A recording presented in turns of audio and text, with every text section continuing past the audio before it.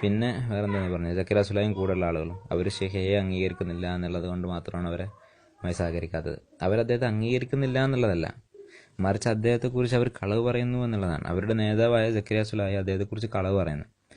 പിന്നെ അതാണ് അവരുടെ ഒന്നാമത്തെ പ്രശ്നം. അദ്ദേഹത്തെക്കുറിച്ച് അത് കളവെന്ന് പറയുന്നത് കൂനം ആസ്വാദിക്കുകയും നിങ്ങൾ സത്യം പറയുന്ന ആളുകളുടെ കൂടെ നിൽക്കണം. നമുക്ക് കളവ് പറയുന്ന ഒരാളുടെ നിന്ന് ഇതീം പഠിക്കാൻ പറ്റില്ല. അതുകൊണ്ട് സ്വാഭാവികമായിട്ടും അദ്ദേഹത്തിൻ്റെ രഹസ്യമായ മീറ്റിങ്ങുകൾ പോലും പങ്കെടുക്കുന്ന ആളുകൾ അവരിലേക്ക് ഇത് പകരാൻ നല്ല സാധ്യതയുണ്ട്. അതുകൊണ്ട് നമ്മൾ അവരോട് സഹകരിക്കാത്തത്. പിന്നെ അവർ വഴി തടയും. അവരുടെ കൂടെ സഹകരിക്കുന്ന ഒരാൾ ഇൽമു പഠിക്കാൻ യമനിലേക്ക് പോകാൻ. ഇന്ന് ലോകത്ത് ഏറ്റവും പ്യുവറായ സലഫി ദാവത്ത് സംഘടനകളില്ലാതെ, ഹിസ്ബിയത്തില്ലാതെ സലഫിയത്ത് മുന്നോട്ട് പോകുന്ന സ്ഥലമാണ് യമൻ.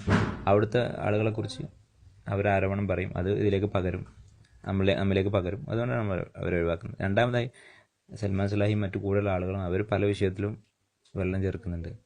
ഉദാഹരണത്തിന് ഇപ്പോൾ പിരിവിൻ്റെ വിഷയം, സക്കീർ സുലൈം പിരിക്കാൻ പോയപ്പോൾ സൽമാൻ സക്കീർ സുലൈം പിരിവിനെ എതിർത്തിട്ടില്ല, അങ്ങനെ പറഞ്ഞിട്ടില്ല എന്ന് പറഞ്ഞ് ഷെയ്ഖ് മുഖ്ബിലിൻ്റെ കിതാബ് എടുത്ത് വെച്ച് സക്കീർ സുലൈം ക്ലാസ് എടുത്തത് പിരിവിനെതിരായിരുന്നില്ല, മറിച്ച് നമ്മുടെ നാട്ടിലെ മുജാഹിദുകൾ പിരിക്കുന്ന പിരിവിൽ കുറച്ച് മാറ്റം വരുത്താനുണ്ട് എന്നേ ഉദ്ദേശിച്ചിട്ടുള്ളൂ.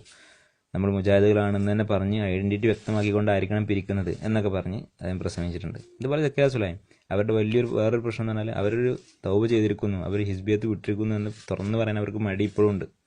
ഫൈസൽ മുസ്ലിയാർ മറ്റേ മ്യൂസിക്കുള്ള ബസ് കയറാതിരുന്നാൽ നാട്ടിൽ ജീവിക്കാൻ പറ്റുമെന്ന് പറഞ്ഞ് കളിയാക്കിയൊരു ഇതിറക്കിയപ്പോൾ സക്കീർ സുലൈം അതിന് മറുപടിയായി പറഞ്ഞെന്താണ്, അദ്ദേഹം സലഫിയത്തിന് വേണ്ടി 150 മുഖാമുഖം നടത്തിയ വ്യക്തിയാണ് എന്ന് പറഞ്ഞ് പുകഴ്ത്തി. ആദ്യം ഒരു മുബ്തദിനെ ഇങ്ങനെ പുകഴ്ത്താൻ പറ്റുമോ? സലഫിയത്തിന് വേണ്ടിയാണോ ഈ ആയിബാറില എന്നുള്ള പരിപാടി നടത്തുന്നത്? പിന്നെ എന്നിട്ട് അദ്ദേഹം ഹിസ്ബിയത്ത് തലയിൽ കയറിയപ്പോൾ ഇപ്പോൾ പറയുന്നത് കണ്ടില്ലേ? ഇത് യഥാർത്ഥത്തിൽ ഇപ്പം ഫൈസൽ മുസ്ലിയാർ പറയുന്ന കാര്യമല്ല. മ്യൂസിക്കുള്ള ബസ്സിൽ പോവാം, ഇഖ്തിലാത്തുള്ള കല്യാണത്തിന് പോവാം, സ്ഥാപനങ്ങൾ പഠിക്കാം, ഇതൊക്കെ ഇവർ ഒറ്റക്കെട്ടായി പറഞ്ഞുകൊണ്ടിരുന്നൊരു കാര്യമാണ്.